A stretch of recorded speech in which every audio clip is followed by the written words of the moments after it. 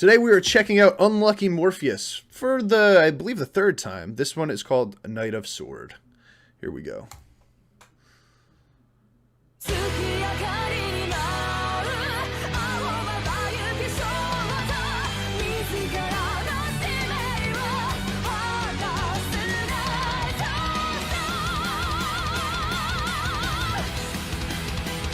This one's power metal-y. Damn, I gotta tell you, actually. Woo! Hear that little drum transition there? And the pinch harmonic?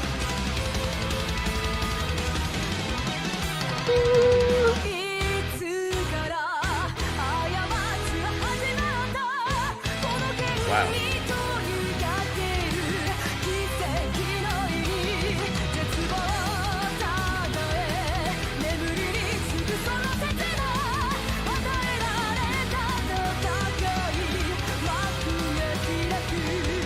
Dude, I gotta say, like, I think right off the bat, when I'm listening to Unlucky Morpheus, they remind me the most of what my friends would listen to back in high school. Like, very sort of complicated, technically intricate stuff. But they add this flair of classical music that I think is just wonderful. Like, it's so up my alley. And those breaks that they took during the verse earlier, it really was just like... It sounded like sometimes it sounds literally like they're using chords from like famous classical piano sonnets or whatever. But I don't think that that's what they're doing. I think they just kind of elicit that feeling with the scales that they use and stuff like that.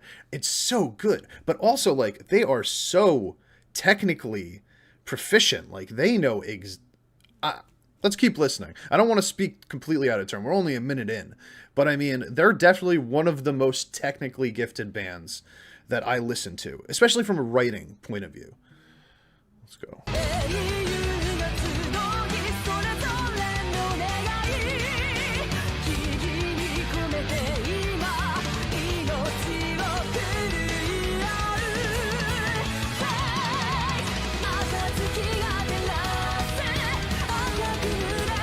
And here's that sort of power metal you feel like.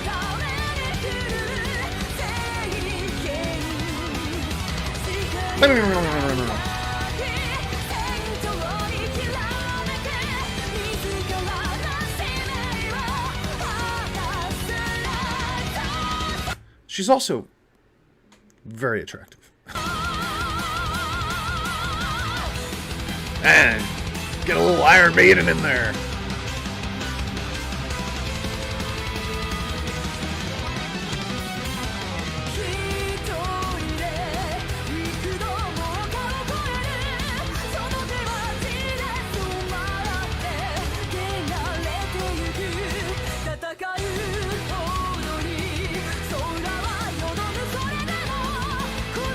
I'm saying, man, like, there's something about this that sounds so familiar. Like, it's like already in my head. Like, I feel like I know exactly where it's gonna go next. It feels really familiar, but like, I definitely don't know what I'm, kind of familiarizing it with. It's just a vibe, man. It's just a vibe. And yes, I am pausing a lot because I am on stream and I don't want to get blocked.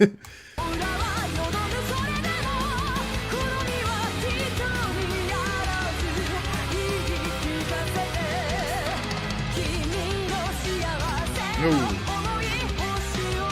Hey.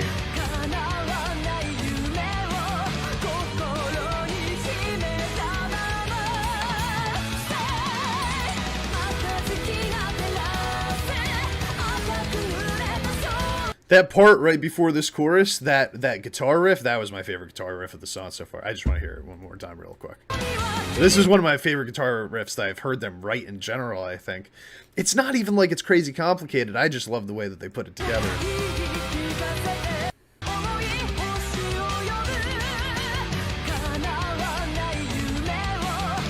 It kind of reminds me of something that you would hear from like Nightmare Before Christmas, but like they would obviously play it in sort of like on a xylophone or something like that because it's like a Disney or Tim Burton thing. But like this is like the metal version of that.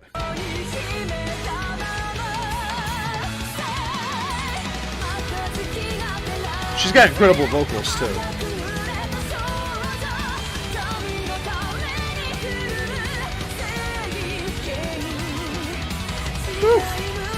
And the little transitions, man.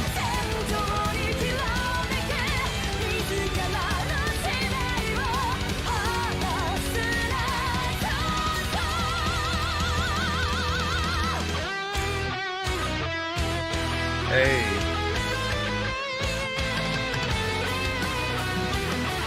Cool. Those are the chords from the very beginning of the verse. With the same breaks. We've gone up. It's like the same riff, but gone up. Hey. Woo!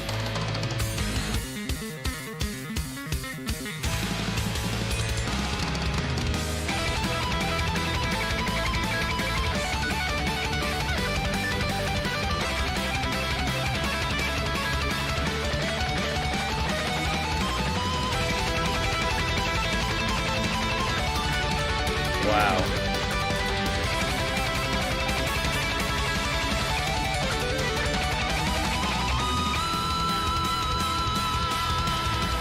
Yeah, I mean, that was all nonsense. The greatest kind of nonsense. That bass part. Holy shit, that bass part. Oh my god. Oh my god. So, you know, sometimes it's hard to take notice of bassists in metal bands because there's always so much going on. It's so fast, it's usually kind of hiding underneath stuff. So I love it when they give the bassist an opportunity to shine. That bassist, he knows how to slap at a bass. He was fast and he was precise and it sounded real nasty. I like his tone too a lot. I don't know if I've ever noticed the bassist from this band before. That's crazy. He's clearly awesome. The guitarist also, like, I mean, that whole guitar solo was beautiful. It kind of like, again, somebody in the chat said neoclassical speed metal. Yeah, great description. Let's go with that. I do hear some power metal influence in it also, but like but sure, that works perfectly also. Nasty instrumentalists.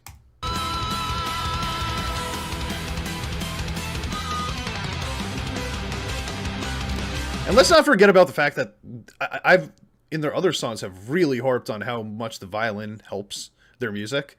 And it does, but she's definitely playing sort of like a background role in this one. It sounds really good. It's enhancing the sound of the music.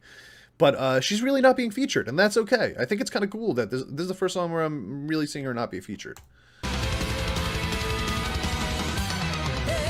Hey! That was a good transition.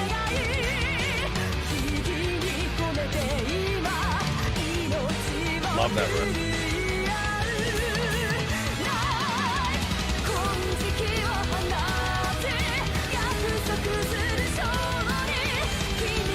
It's really cool how, like, I love how through this chorus, the double bass is just, it's non-stop. It's just going. It's just going and going and going, and nobody's gonna get in the fucking way. But everything else is kind of slow, you know? Everything else is chilling. It's like a nice sort of juxtaposition, nice dichotomy. Except for the guitar during that one transition part. The rest of the time, they're just kind of ringing out chords.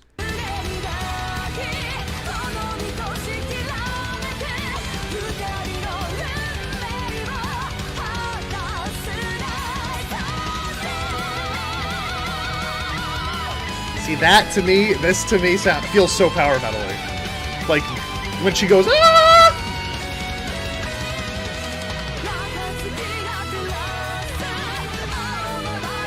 Ooh, yeah, keep that lead going.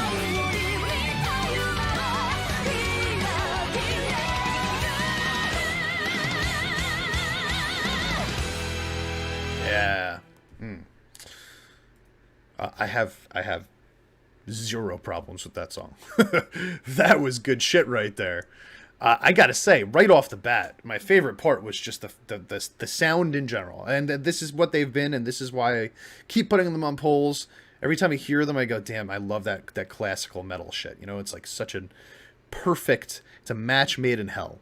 But like, you know, because metal and hell, it would be heaven to most people. But, yeah, I mean, the combination of those instruments, the talent that's in that band, I mean, they are one of the best bands I've heard on my channel. And I want them to be like, how popular are they? I always got to ask this, you know, I'm always curious, like, Okay, what do we got? We got 102,000 subs. This song's from 2018. It's got 1.6 million. I feel good about that, especially for the Japanese rock songs that I've heard. I don't know what level they're on in Japan for like rock or like metal. Like, you know what I mean? Like, if I look at American metal music, I know who's at the top of the scene. I know who's on tier 2, tier 3. I don't know where Unlucky Morpheus fits in. But from a talent standpoint, they should be towards the top. They should be very near the top.